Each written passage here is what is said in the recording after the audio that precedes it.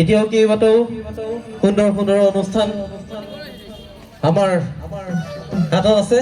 আশা কৰোঁ আপোনালোক সকলোৱে এই নিশা ৰাতি সুন্দৰকৈ উপভোগ কৰি ৰামধেনু বিহুৱা দলৰ সৌজন্যত অনুষ্ঠিত কৰা ভোগালীৰ সন্ধ্যা সাফল্যমণ্ডিত কৰাত সহায় কৰিব। সকলোৱে নাচিব লাগিব, সকলোৱে সহযোগ কৰিব লাগিব। বিহু বতৰ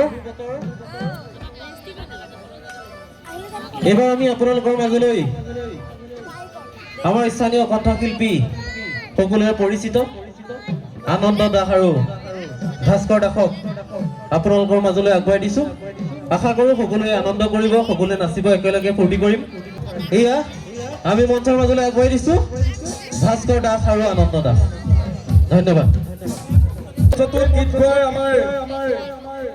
নাই বুলি ক'ব লাগে, ৰিয়েলি নাই গাইছো, বেলেগত গাইছো, কিন্তু কথাটো হ'ল কি আজি ইমান ভাল লাগিছে। মই অথনি চাই গৈছো, মই চাই গৈছো বিশেষকৈ ভোগালীৰ নিশা। লগতে মই ৰামধেনু বিহুৱা দলক প্ৰথমবাৰৰ বাবে মই ধন্যবাদ দিছো আৰু তেওঁলোকক আশীৰ্বাদ কৰিছো অনাগত দিনত সুখৰে এই অনুষ্ঠান কৰিব বুলি মোৰ আশা থাকিল। তোৰ পাখি